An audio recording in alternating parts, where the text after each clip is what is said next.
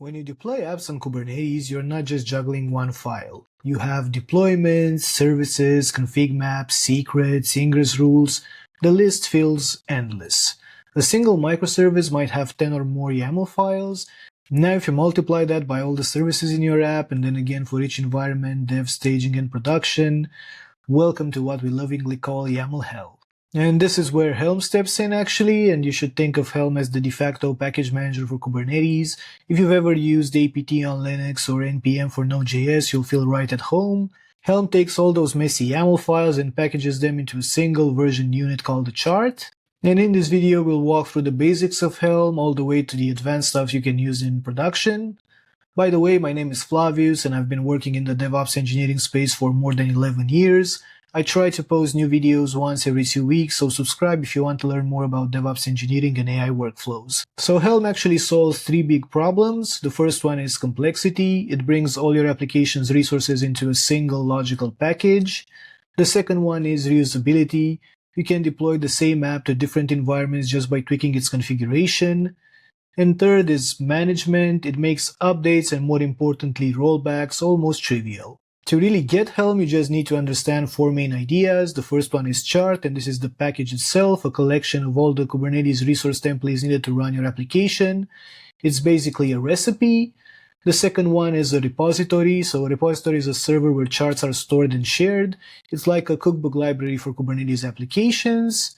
Third, it's release. So a release is a running instance of a chart inside your Kubernetes cluster. You can have many releases of the same chart, each with its own unique configuration. And last but not least, values. These are the settings you can change for a chart. This is how you customize the deployment without ever touching the chart source code. Alright, that's enough theory. Let's see it in action.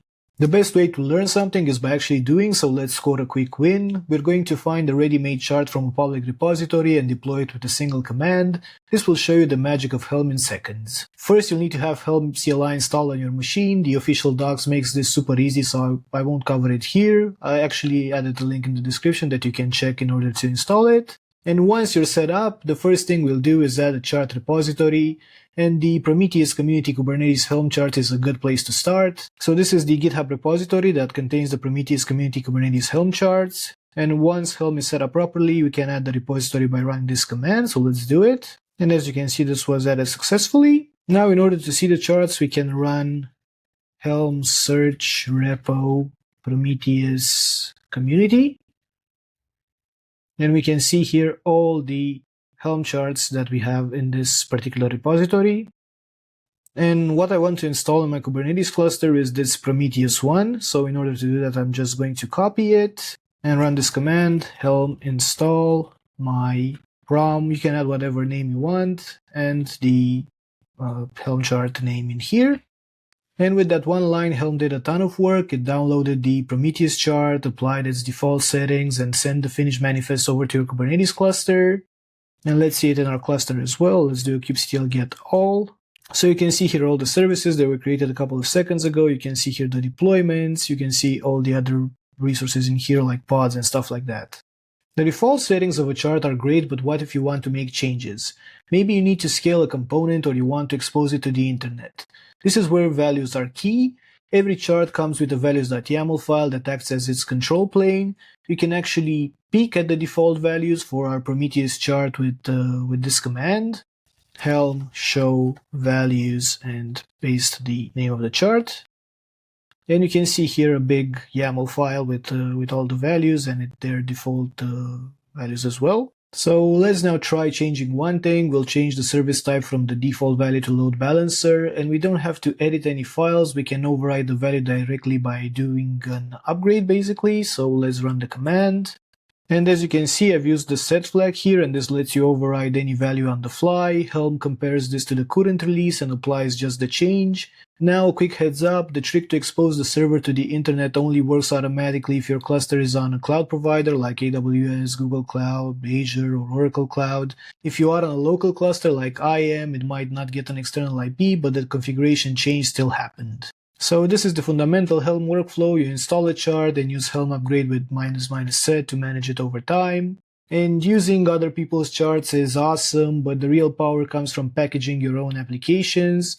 So let's create your first chart, and Helm even gives us a command to actually build a starter template, and that command is actually Helm create.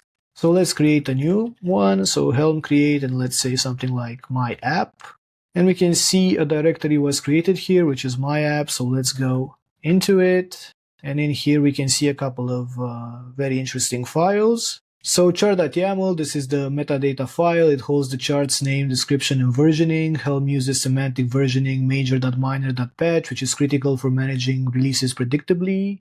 Next file is values.yaml. This is where you put all the default settings for your chart, like the image tag or replica count. Think of it as the public API for your chart. The templates directory is where the magic happens. This directory contains the templated Kubernetes manifest files. So let's open the templates directory and see the deployment.yaml file, for example. And you can see here that this looks exactly like a Kubernetes manifest, but it has this curly brackets. And this is actually Go templating. So when you run Helm install, the Helm engine actually injects the values from values.yaml into these templates to create the final plain Kubernetes manifest. And this is exactly what makes charts so flexible. In this templates directory, there is another special file called _helpers.tpl. This special file is used for defining reusable chunks of template code to keep your manifest dry or don't repeat yourself.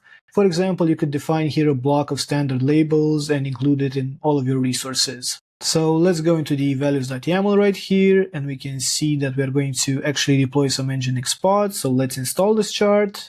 Let's say Helm install my app with a lot of P's and like this.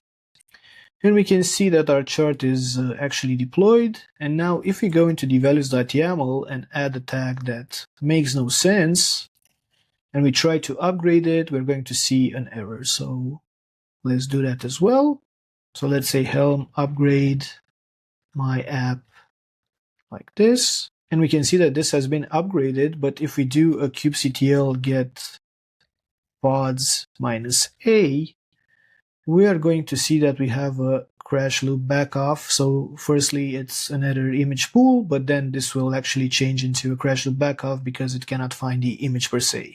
The good thing here is actually that Helm keeps a version history of every release, and you can see it by running Helm history and the name of the release that you've deployed.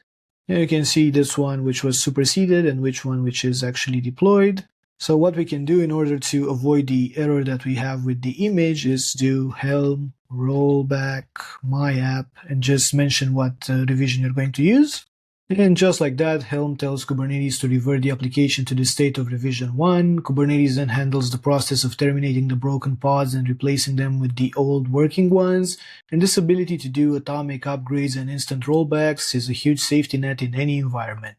But most real-world apps aren't just one service. They have databases, caches, and multiple backend APIs, and Helm helps you manage this with dependencies.